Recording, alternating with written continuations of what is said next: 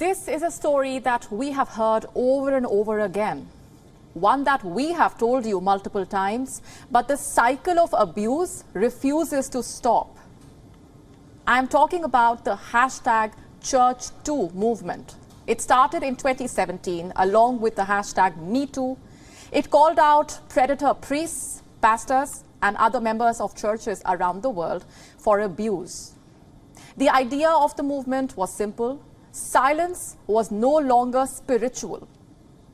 But years later, hashtag #Church2 cases are again growing across the world. And over the last few weeks, there have been extraordinary revelations. Here are some examples. A scathing report on sexual abuse and cover-up in the Southern Baptist Convention. This is the largest Protestant denomination in the United States. 2, a viral video in which a woman confronts her pastor for sexually preying on her. And 3, a television documentary exposing sex abuse of children in Amish communities. Let's begin with the Southern Baptist Convention. Like I said, this is the largest Protestant denomination in America. So clearly they are powerful and they have a huge reach. And now a report has accused leaders of stonewalling sex abuse victims. Their complaints were ignored and the abuse victims were not believed. All this while the top leaders race to protect their own reputation. And since the release of the report, several top executive committee leaders have resigned. Today, at its annual convention, the Southern Baptist Convention passed 2 reforms. 1, to keep a list of accused sex abusers. This could include pastors and other church workers. And 2, there will be a task force to launch further reforms. A television documentary also highlighted the rampant abuse in the Amish community. 11-year-old girls in some communities were given pamphlets that normalized incest. In some cases, women were told rape was a result of their own carelessness. All of this in a community that boasts about simple living and cherishing family. And not just that, the hashtag #Church2 revelations have emerged in all kinds of church groups, including the liberal denominations. The ones that preach gender equality are also complicit. But the most tainted one is the Catholic Church. The Vatican and sexual abuse is a story as old as time, and the cases are never ending. The Catholic Church in the UK ignored close to 3,000 cases of child sex abuse. In America, the former Archbishop of Washington, D.C. sexually abused minors.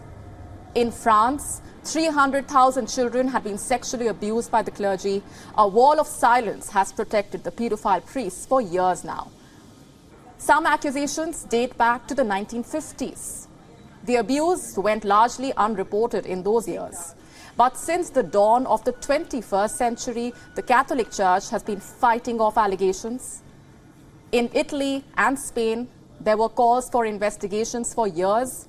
So when the churches decided to investigate, survivors were hopeful, but the limited sexual abuse investigation has left many disappointed. In Italy, the church said it will issue a report on cases of abuse from 2020 to 2021, but there will be a separate analysis of the church data on abuse between 2000 to 2021. When asked about when this analysis will begin, the church says it does not know. There is no desire to cover up any of the abuse cases that happened before the year 2000. There is total cooperation to understand the problem and deal with it seriously. So we will see.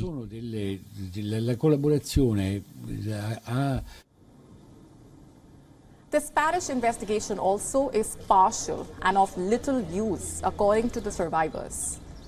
Many even protested against these limited investigations. They called it a way by the church to wash its hand off their crimes. Le azioni sono l'immobilità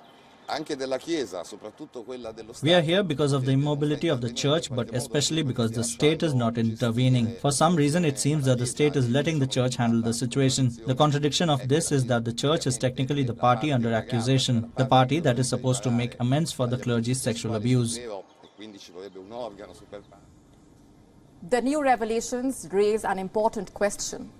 How have priests, pastors and others gotten away with this for so long? It's because the church and these religious communities cover it up, they silence the survivors, they block investigations, they hide the crimes until they are too big to be covered up. These are not men of God, they are predators. And silence is not spiritual. These men must be tried in public by a court of law and not behind a veil of secrecy in the church.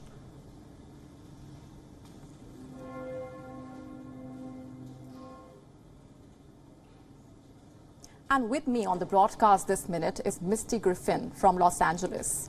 She is an author and the consulting producer on Sins of Amish, the documentary that revealed the cycle of abuse in the Amish communities.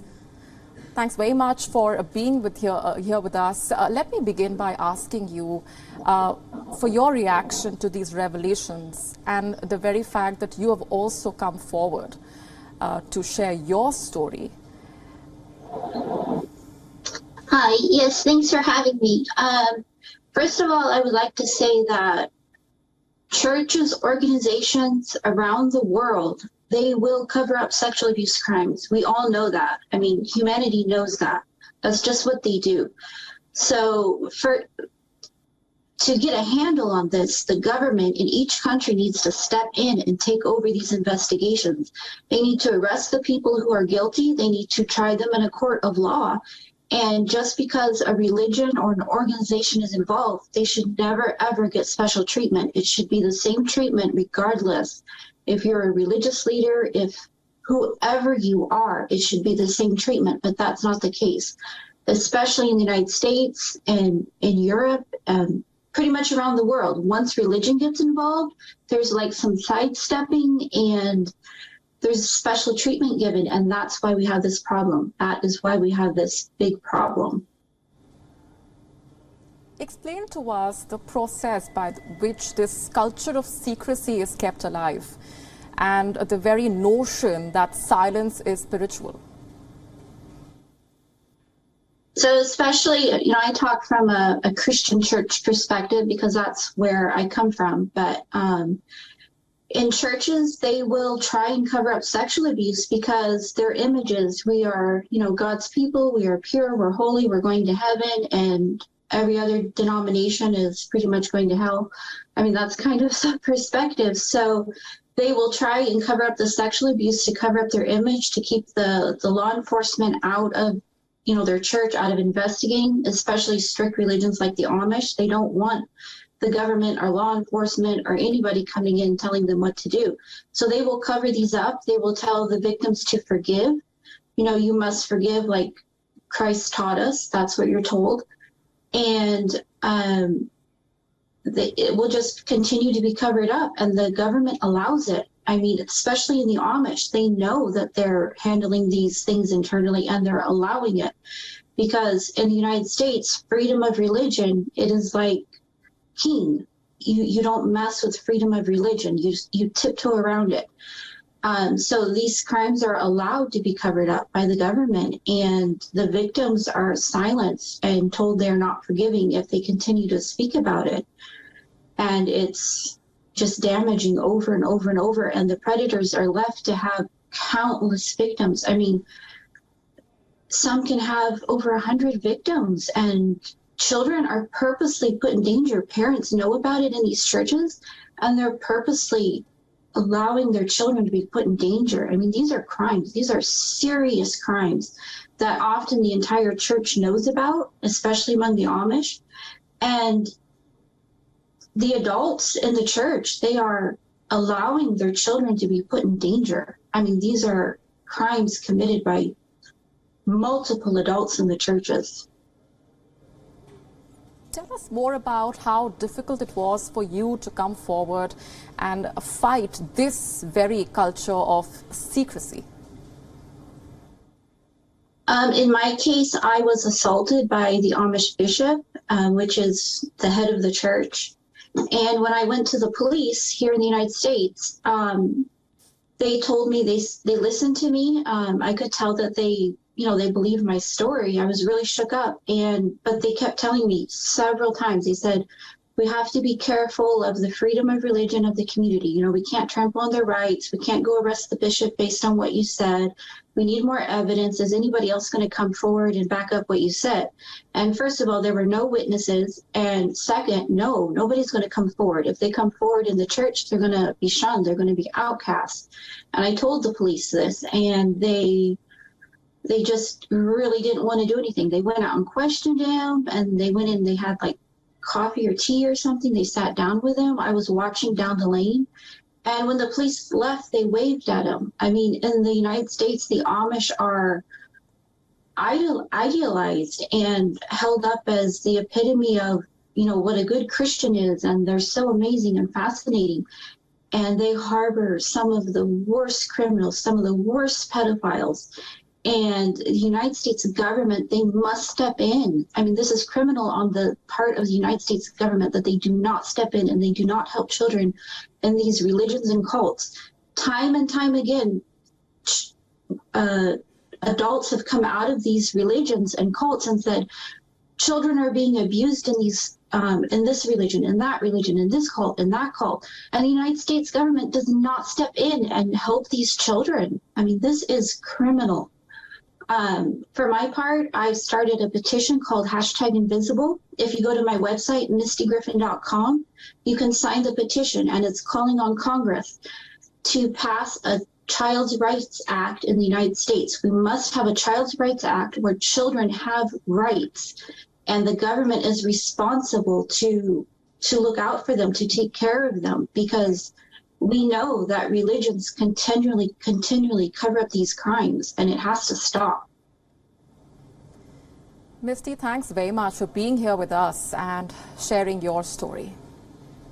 WION now available in your country. Download the app now. Get all the news on the move.